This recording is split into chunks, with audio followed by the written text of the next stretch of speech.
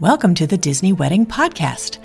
This show is brought to you by Carrie Hayward's Fairy Tale Weddings Guide, the only guidebook and bridal organizer tailored exclusively to Disney's fairy tale weddings at Walt Disney World.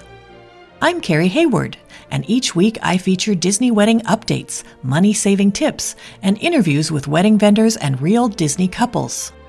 I also cover honeymoons, anniversaries, and engagements at the Disney parks and resorts. Join me now as the Disney Wedding Podcast celebrates romance at Disney destinations.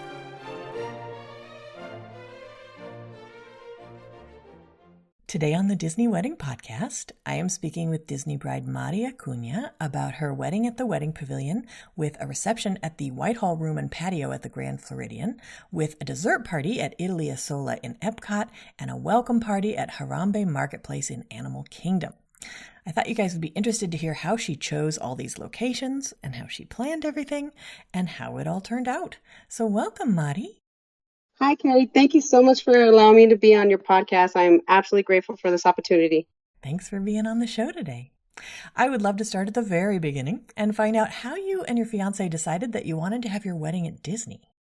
So I feel our decision grew with us as we grew. Disney was actually our first big family trip. It was for our daughter's birthday during Mickey's Halloween party, and it was amazing. And from then it just became like little trips to Disneyland. And I remember being in the parks one time and seeing, I believe, a father of the children that were there with him drop to his knee and do a proposal. And I was like, oh my gosh, like that'd be crazy. Like how exciting that would be. And the next trip that we had ended up planning, I believe it was after COVID, we finally got our trip because we had done cancellations because of COVID, obviously. And then we ended up adding a new addition to our family. And it was just amongst the madness.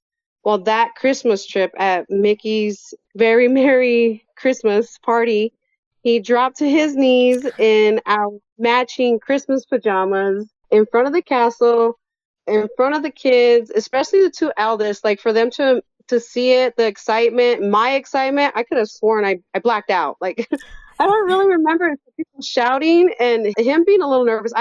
It was just us. Like he even did like a joke to like, he knew I was nervous. So he joked around, like did like a Tarzan pose, and the laughter broke out. So like it was a nervous giggle. It was amazing. That was it. And I was like, oh my gosh, that's right there when I knew we're doing Disney wedding. Like that's what we're doing, no matter what. That's fantastic. How did your friends and family react when they found out where the wedding was going to be? Whew. Well, some immediately had the reaction of course, like we wouldn't expect anything else. Others more so had the thought of like, we've been together this long, like why so far, kind of have it more close, I guess, because having a home wedding means more the invite, and then there were some that just didn't believe us, just absolutely up until we posted a picture of our portrait session. So, I mean, you don't believe it till you see it. How many guests did you invite and how many were able to make the trip? We had invited 46 adults with kids included. So that was on a list total. And out of that total was 28 showed up. Okay, got it. Did you set up a room block for them? We did set up a room block.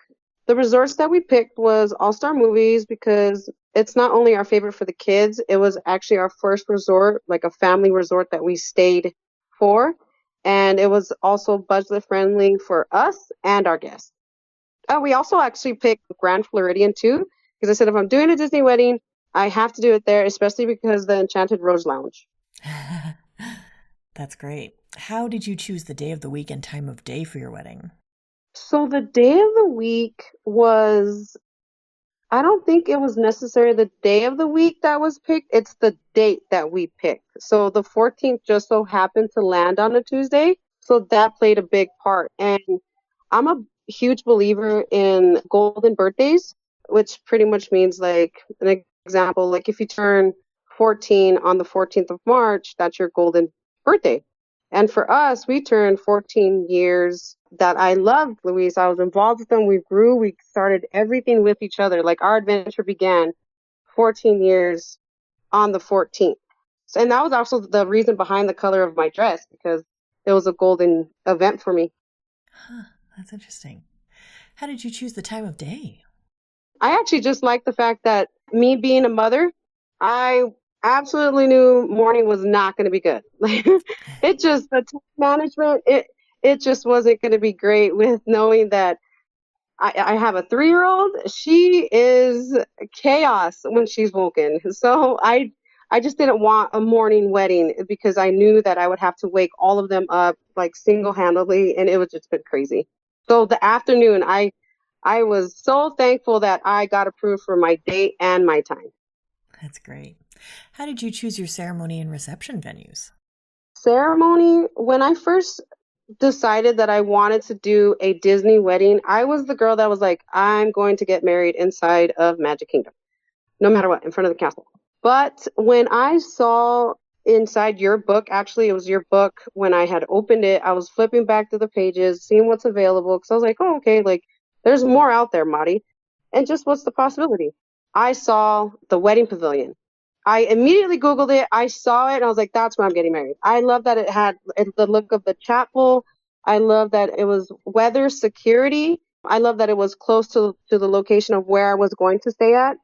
For the reception, I think it just kind of played off of being available and around the area where the Wedding Pavilion was at. Because if I had the choice, I would have done the Italy. Oh, that's interesting. So, but you incorporated your dessert party there at Italy. Yes. So exactly. So what I was doing was playing with our sales consultant.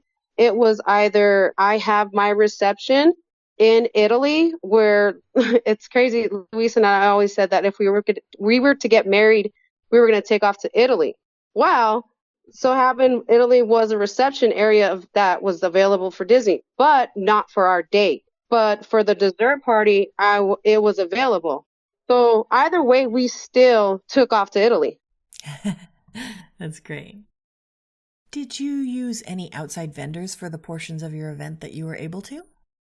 Yes, thankfully, we had discovered through a Facebook group, I believe it's called Official Disney Brides and Disney Prides Disney Weddings. And there was a place suggested to us called Ocean Hawks. And we were working with them for floral and decor, that we were allowed a third vendor through the Whitehall because it's a ballroom. And Disney allows, because it's a ballroom, you're able to use outside vendors.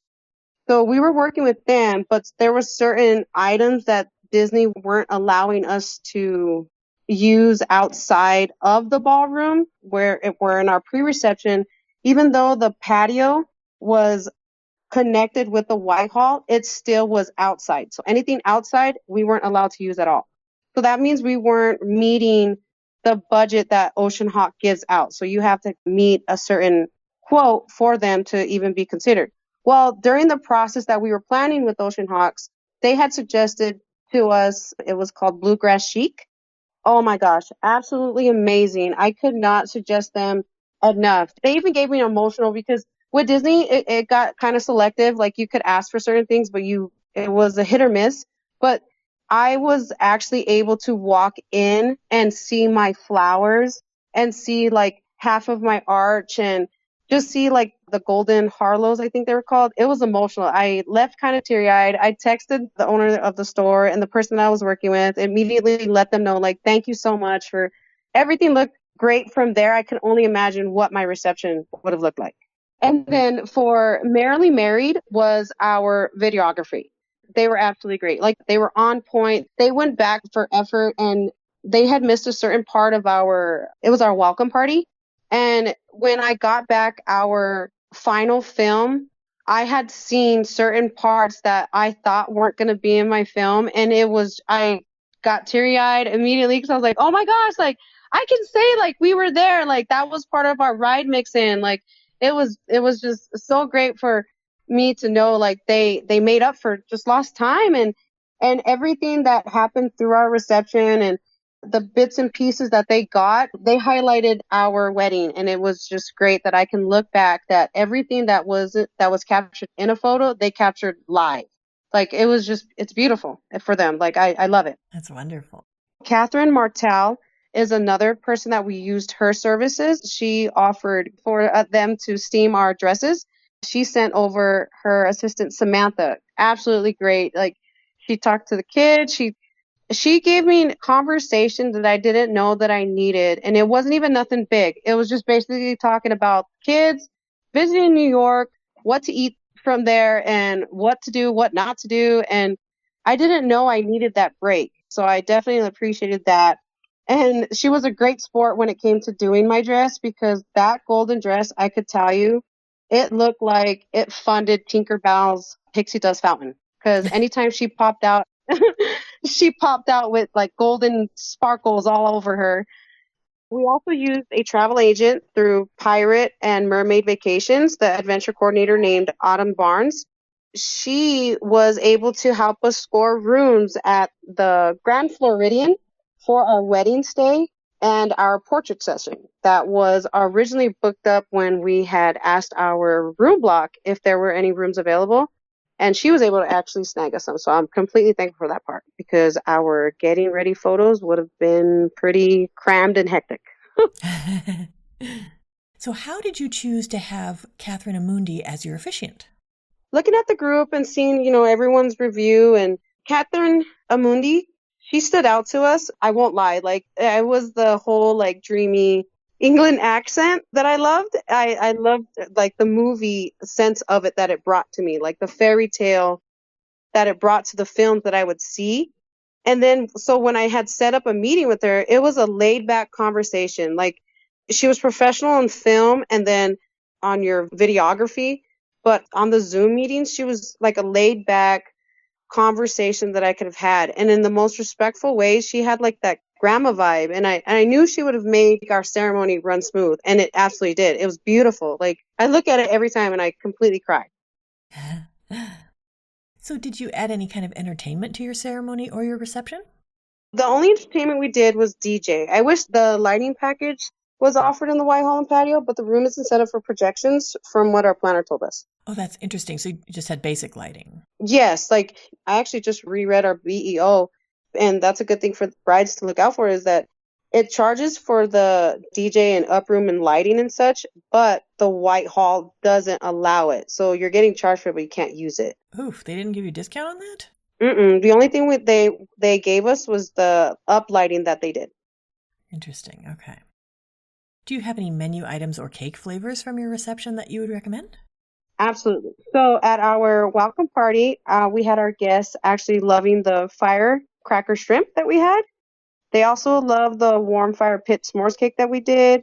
We also did the zebra dome cakes that we did over there. Oh my gosh, they loved them. They were absolutely delicious.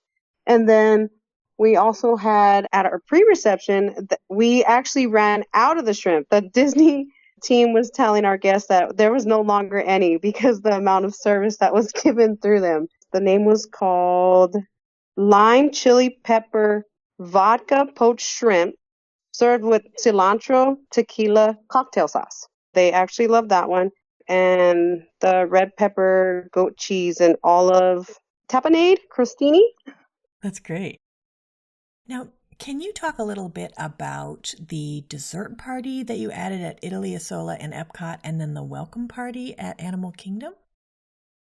Yeah, so our Italy dessert party, I absolutely need to be there because the hidden story behind it was Luis and I wanted to get married over there in Italy, and the idea of just taking off over there and eloping. But it turned out to be our dessert party location, and the desserts that we picked, I wanted them to be more of like a sweet and salty style of it. And I liked the name of the dessert package that I actually picked. So that played a part in the picking of it. So in the name of each dessert, I like that it had a name from each pavilion. So it wasn't necessarily like, oh, just random, I guess, like pineapple Dole Whip. Like, they did like the cream puffs, but it was an actual like Italian style cream puff from the Italian pavilion. Like, for example, just a random example. I like that it played off from each pavilion. I actually wish that we could have done a ride mix-in, but when I wanted to do the Gardens of the Galaxy was already taken.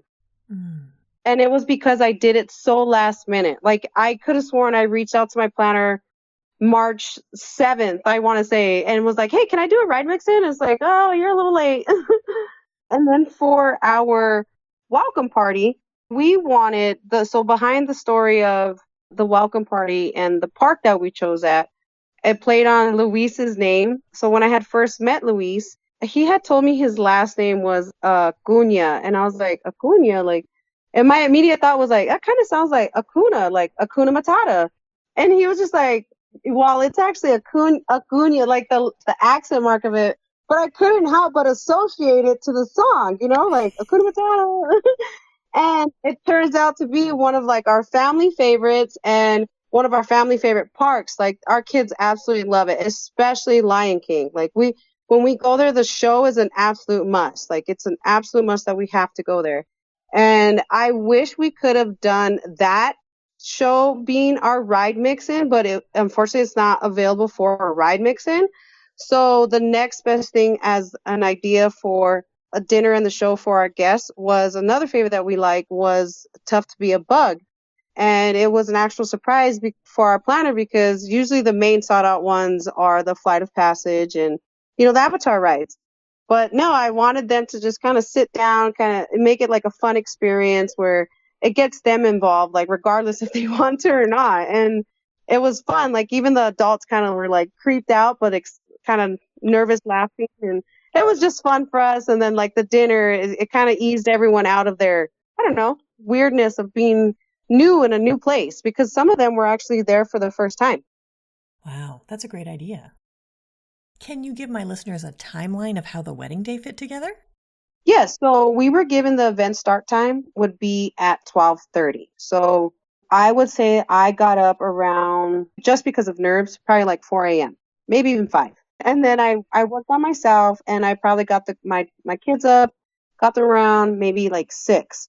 Everything and pictures were on point. They actually showed up a little early, I was even excited because I was ready early. So our photos probably start around 12:15. And during that time, I know that our guests were obviously getting ready and everyone was to be in the wedding pavilion by 2. So they were telling me that they weren't going to allow anybody in after that. That if you weren't there, I'm sorry. So I know in between that, they were doing, so I want to say like at 11, videography got there at our groom's all-star resort at the movies. And they started shooting with Luis first with Disney Photo.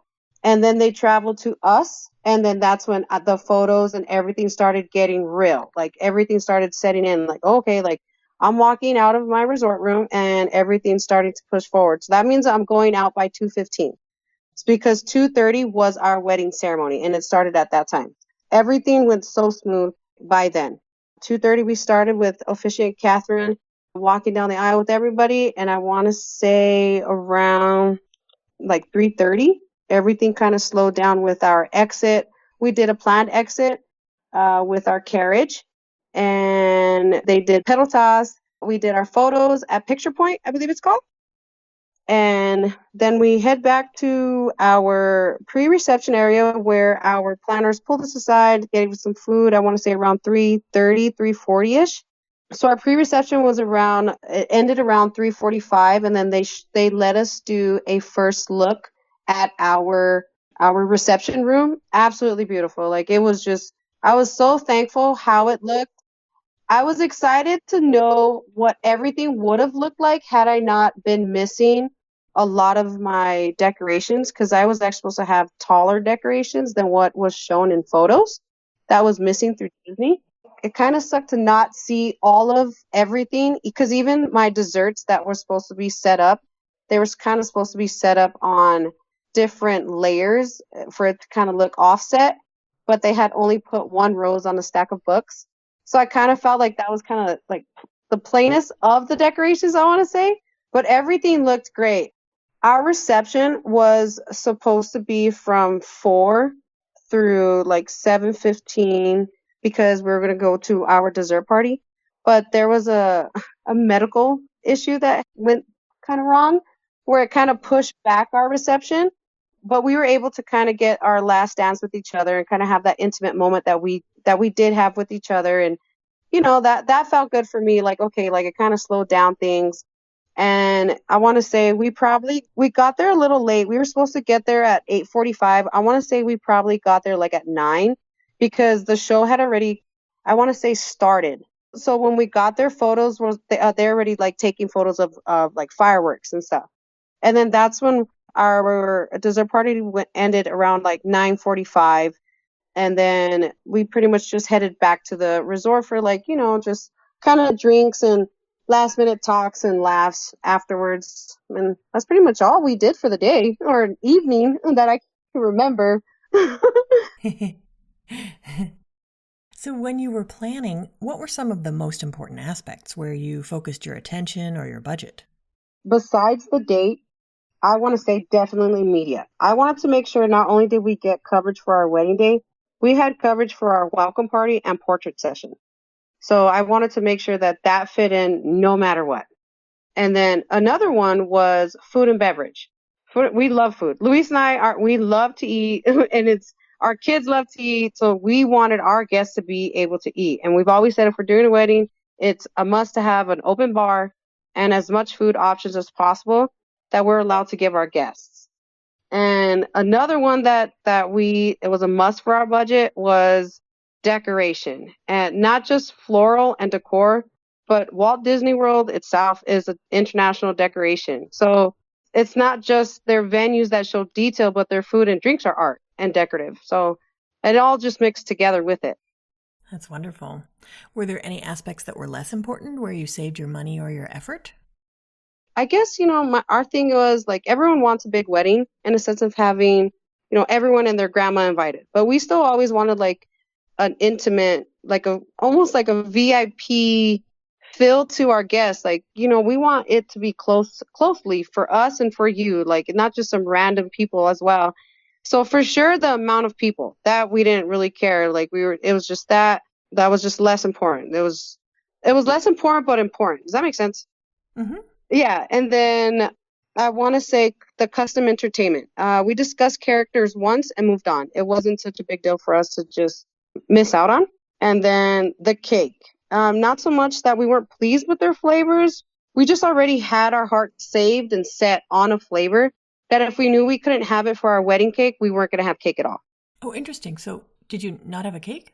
No, we didn't have cake like at all. The only thing we did, when we went to our tasting, we did a tasting before we actually did our wedding there, and they were allowed to give us wedding ideas for our menu ideas and our dessert, and see if like we can actually give them an idea of how we want to look, our cake looks and theme, and what they offer: buttercream, fondant, fillings, custards, everything, And I went in there with the idea is like, oh my gosh, if they don't offer this flavor, I already have a backup plan. And the backup plan was there's a rose dessert from the Enchanted Rose, and it is rose dessert. And I thought it would be absolutely fitting for Luis and I's wedding theme because it was heavily based on Be Our Guest. So what flavor did you want that they couldn't do? So there was this flavor, and I want to say I blame my mother-in-law because there was this flavor that she got a cake made, and it's called a mazapan flavored cake. And every time she gets it, since she's gotten it for a baby shower cake flavor that I had, I've always had to have it for a birthday party or any celebration we're doing. I want that flavor. And I knew Luis loved it, and I felt like when we first took our first bite, it was like love at first bite. Like, oh my gosh, this is our wedding flavor. When we get married, this is our wedding flavor. And so Disney said, no, we can't recreate that for you? No, I asked him, I was like, is there a possibility if I were to get this flavor? Because the bakery that my mother-in-law usually gets the first time she got it, it was a cake made from Mexico. And then she found a shop made here in our home state. And I asked them if I could get them the recipe, like would we be able to? And maybe there was just like a miscommunication of what they could do and what I was giving them, because they were telling me that the mazapan that I was looking for wasn't what they had. I had actually was speaking with the chef. He had came to our table, sat next to us, and was talking to Luis and I about items off of the menu. And when it came to the cake, I had given him the idea of the rose because was explaining to him about our wedding theme, and his eyes like looked at me with his eyebrows up like I've never been asked before. Like I've never been asked to do this before. And my heart, like this gut feeling told me immediately I knew we were going to get told yes, they're going to allow this dessert to be made because we were actually told that there's certain desserts that they can copy and there's certain desserts that they don't have, I guess, proper terms, the rights to do it because like they got to get certain permissions from parks to be able to do it for the wedding. I don't know. I don't really know like the politics and such like that, but yeah, he had told us I can get permission because it was from a certain restaurant in one of the parks I'm not sure how that worked, but we got told yes we could do it, and I was completely thankful because I absolutely love the photos of it. I love that it looked like a rose dessert, but it had like the gray stuff in it. It was everything. I loved it. It just fit for us everything. And then it had like a gold sprinkle on it. It was just beautiful. I love it. I see. So these were individual desserts, not a cake. They were actually individual desserts that were hand plated for our guests, like to be served. Oh, that's awesome. The execution of the display, it would have been beautiful. I know it would have been beautiful, but I think it was just like the time management, just the decoration wasn't executed, but the dessert is just absolutely. I recommend any guest that doesn't want to go into a dessert party with a full cake.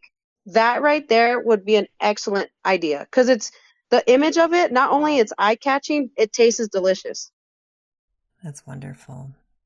Okay, so out of all of this, what ended up being your favorite memory of your wedding day? I mean, I don't want to sound cheesy and all, but I mean, I did marry my best friend, okay? But I married him, okay? I think it was walking into the ceremony, the Whitehall, and seeing not just him in his suit, but realizing these people in this room chose out of their life to come travel across the country because our home park is Disneyland. We're Arizona. We traveled across the country and they traveled for us. And I think that holding on to that memory that those people chose to be there on that day for us, not for them. You know, maybe it was like an extra for them, like an extra, like, oh yeah, we went, but it was for us. Like it was meant to celebrate for us. That's wonderful. Now, did anything go wrong or just not turn out like you expected? I want to say absolutely yes. Because, and I just, it's only because my daughter had an allergy outbreak that caused the paramedics to arrive even after like pointing out to the serving staff, like, do not serve this child. Please, for the love of life, don't serve this child. And she ended up getting an allergy reaction. So kind of pushed back our reception. And it actually made our eldest daughter miss out on the opportunity. She actually was going to perform during our reception on her violin, and the daughter that was going to be her little dancer, was the one that was having the allergic reaction. So I guess that right there was like the biggest thing where I was like, oh my gosh, like I wish I could have seen that and that been part of our video.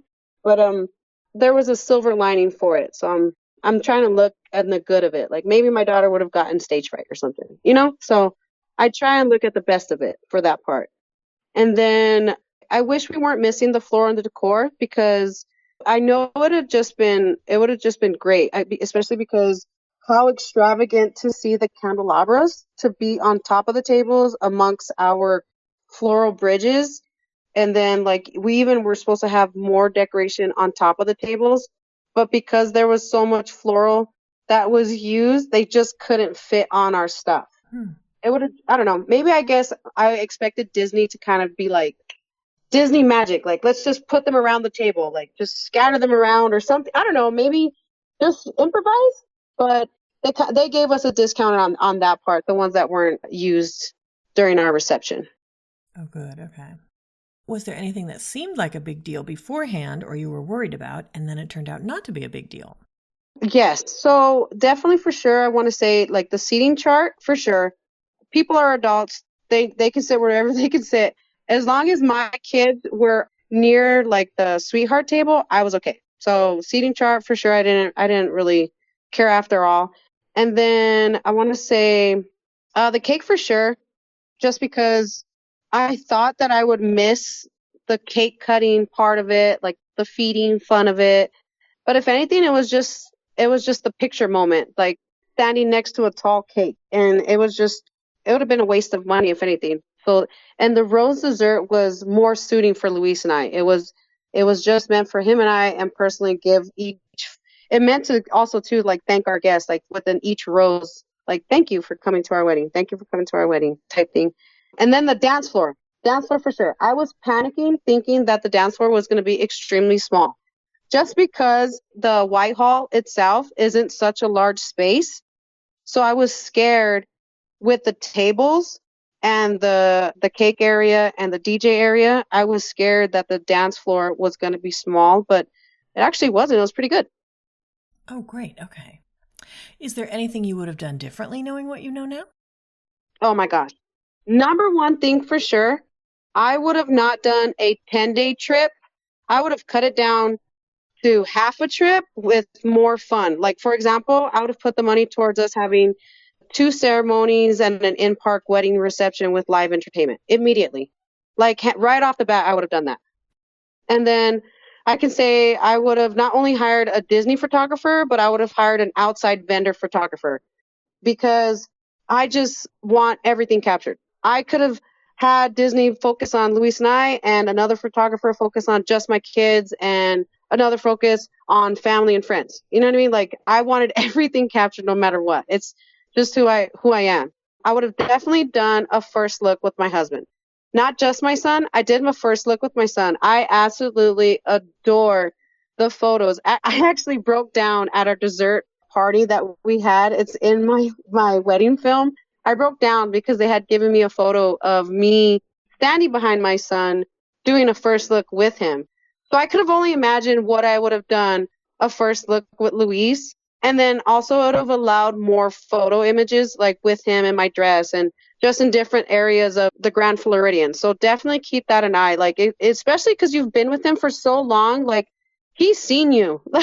He's seen you through it all, birth and everything. Like do it. Just do the first look. And honestly, like I remember reading on the one of the Facebook group called Official Disney Bride and Disney Prides, and there was a photographer, and she's like, "I'm just gonna sit and educate you all." And I was like, "Okay, like interesting. Well, educate me." And reading her whole post, I literally was like, "I wish I could have read this before I had my wedding," because I honestly would have definitely done that with the first look of knowing I could have had more time with them.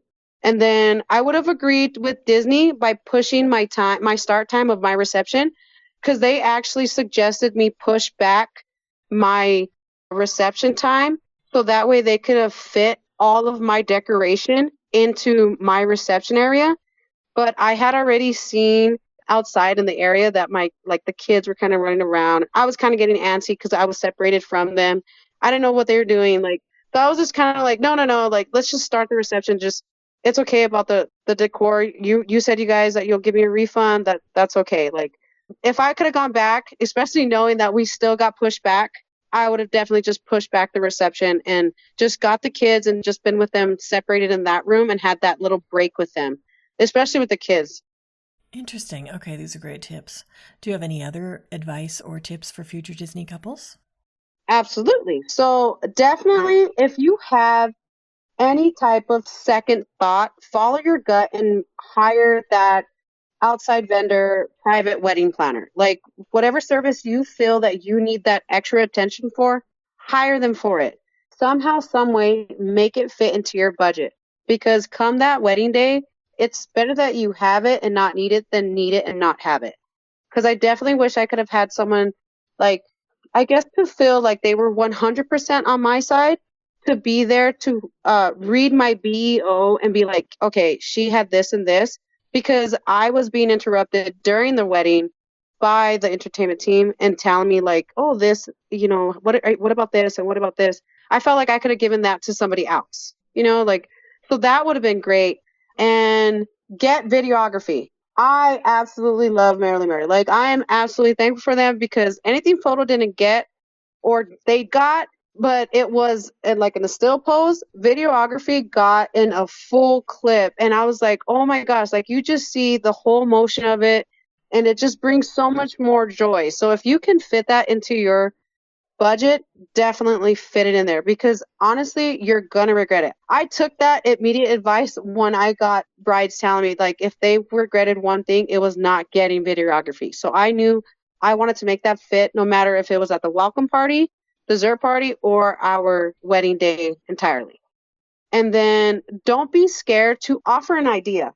And it comes back down to that rose dessert, because the worst they can do is say no. And you move on and you go on to the best next idea that you got. So my best idea was that rose. And if it not had been that, it would have been something else. And I know it would have been something just as creative, because they're not scared of new ideas as well. You got to remember, you are going to Disney. So they're interested in your ideas, because they may not think of that idea.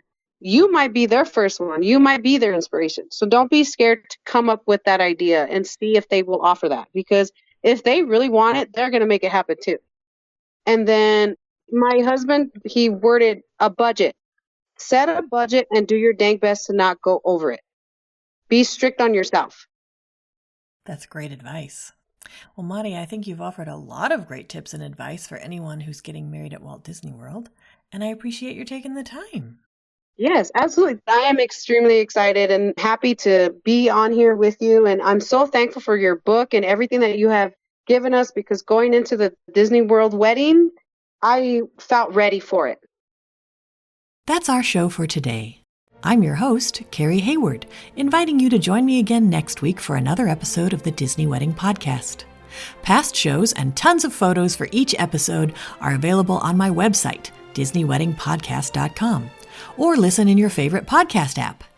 And for instant answers to all your Walt Disney World wedding questions, check out Carrie Hayward's Fairy Tale Weddings Guide, available as an interactive ebook with continual free updates at fairytaleweddingsguide.com.